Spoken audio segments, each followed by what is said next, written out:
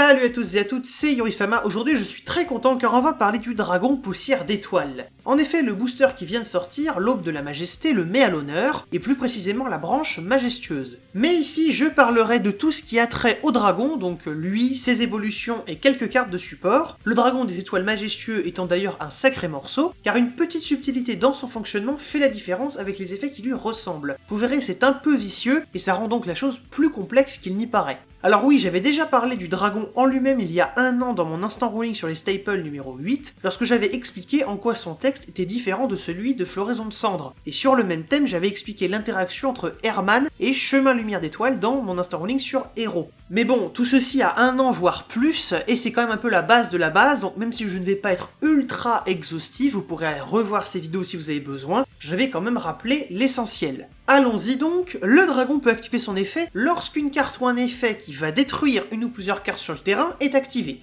L'exemple que j'avais donné face à Diagramme, c'était qu'on ne pouvait chaîner que si l'adversaire, au moment d'activer l'effet de Diagramme, n'avait aucune carte en main. Diagramme peut détruire une carte dans la main ou le terrain, mais Poussière d'étoile regarde le game state au moment de l'activation de l'effet, et détermine si la carte va forcément détruire une carte sur le terrain, si on venait à résoudre l'effet là maintenant tout de suite. Donc il ne peut annuler Diagramme que si son contrôleur n'a aucune carte en main au moment de l'activation. C'est vrai que c'est très différent du fonctionnement de Floraison du coup.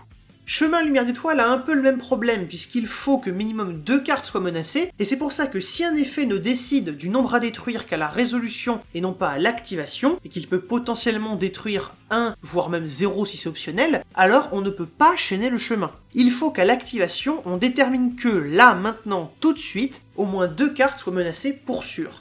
Bon, ça c'était pour les rappels. Continuons avec l'effet de réinvocation qu'on retrouve sur pas mal de monstres dans cet archétype. Je parle des effets qui s'activent alors que la carte est dans le cimetière, ou bannie pour certaines, et qui permet de réinvoquer le monstre suite à l'utilisation de leur effet, qui les a retirés du terrain en premier lieu. Il n'y a aucune mention une fois par tour sur cela, et pourtant une règle nous précise bien qu'on ne peut activer ces effets qu'une fois. S'ils sont annulés, on ne peut pas juste les réactiver derrière avec toujours la même copie. Et je peux également rajouter autre chose par rapport au chemin Lumière d'Étoile, qui est que la carte n'invoque pas proprement le dragon, et donc par conséquent, vis-à-vis de cet effet de réinvocation, eh bien on ne pourra pas l'activer puisque le monstre n'a pas été invoqué par synchro proprement avant.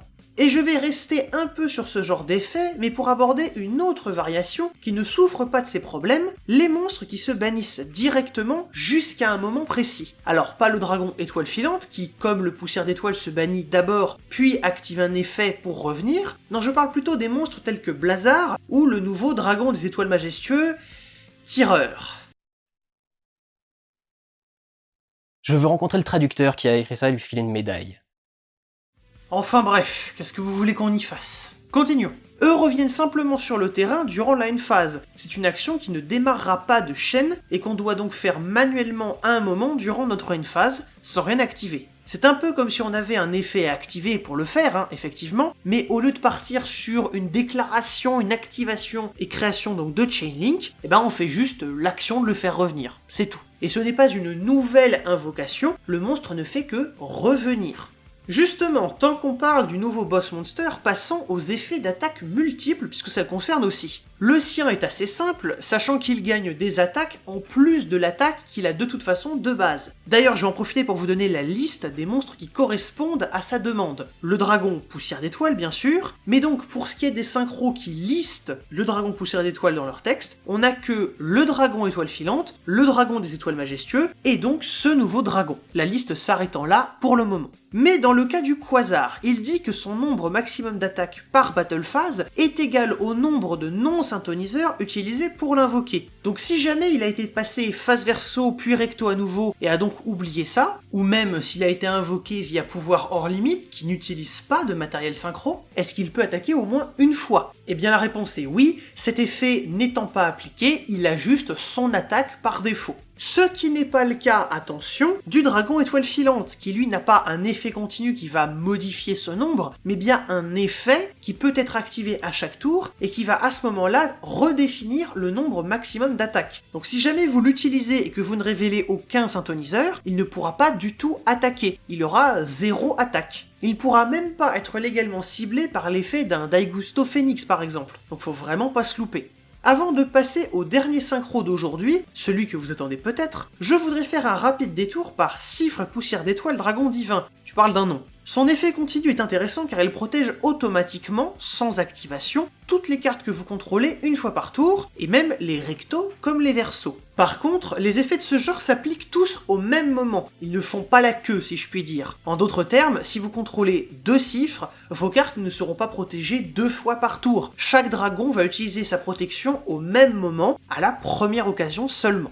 Passons désormais à un de nos plus gros morceaux, donc le dragon des étoiles majestueux. Déjà, pour ce qui est du plus court, son effet d'annulation peut légalement être activé même si l'adversaire ne contrôle aucune carte et qu'il n'y a donc rien à y détruire. On a bien un ruling qui nous confirme ça. Ensuite, son déclencheur en end phase est obligatoire et va être activé même si on n'a aucun dragon poussière d'étoile à cibler. Ça peut paraître étonnant, mais c'est le cas. Il retournera de toute façon dans l'extra deck. Enfin, sauf si vous contrôlez Arriver dans la lumière bien sûr, c'est là l'intérêt principal de son deuxième effet. D'ailleurs, le Mirage Majestueux peut techniquement activer son deuxième effet suite au retour de ce dragon dans l'extra deck. Mais à ce moment-là, il ne pourra pas le réinvoquer. Il faudra appliquer un des 2 autres effets à la place lors de la résolution. Mais ce qui m'intéresse sur ce monstre, c'est surtout son effet qui annule les effets d'un monstre adverse et peut en utiliser un effet, car il a une particularité. Contrairement à beaucoup de monstres connus, Venin affamé en tête, il ne copie pas les effets du monstre qu'il annule. Il peut activer un de ses effets comme son effet. Ça implique dans un premier temps qu'il ne prend aucun des effets continus par exemple. Mais également, ça veut dire que s'il a annulé les effets d'un monstre qui a plusieurs effets activables, alors on ne peut uniquement en activer qu'un seul. En revanche, petit avantage, on peut activer un effet du monstre qu'on a ciblé, même après que celui-ci a quitté le terrain. Donc il garde en quelque sorte en mémoire la liste des effets potentiellement activables. On n'a pas besoin que le monstre soit toujours là pour pouvoir les vérifier en permanence.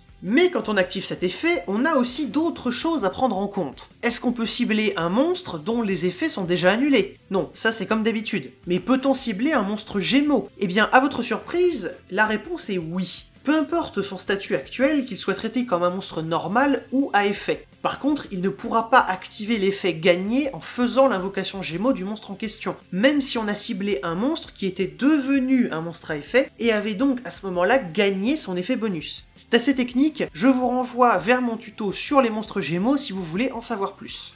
On va quand même terminer en parlant plus en détail de la magie Arriver dans la lumière. Son activation a une chose assez particulière, elle inclut une action obligatoire, là où souvent avec cette formule, on a des actions qui sont optionnelles. On est donc obligé de placer un dragon de niveau 1 au-dessus du deck lors de sa résolution initiale. Ce qui veut dire qu'on ne peut pas activer la carte si on ne peut pas légalement le faire, si on n'a pas de cible valide. Ensuite, pour ce qui est de son dernier effet, on observe la même chose que sur Mirage Majestueux, à savoir qu'on doit appliquer un des effets à la résolution. Ce que ça veut dire, c'est que quand on active l'effet, on n'a pas à dire, ni même à décider ce qu'on va utiliser. On attend la résolution pour faire notre choix. Par contre, une chose qui peut être importante et survolée par beaucoup de joueurs, on peut activer cet effet sur l'invocation spéciale de n'importe quel synchro, donc même pendant le tour adverse, et même si l'adversaire invoque le monstre en question. Mais bien sûr, et je le répète, il faut bien différencier un dragon poussière d'étoile qui va vraiment se réinvoquer spécialement dans le texte pour revenir sur le terrain,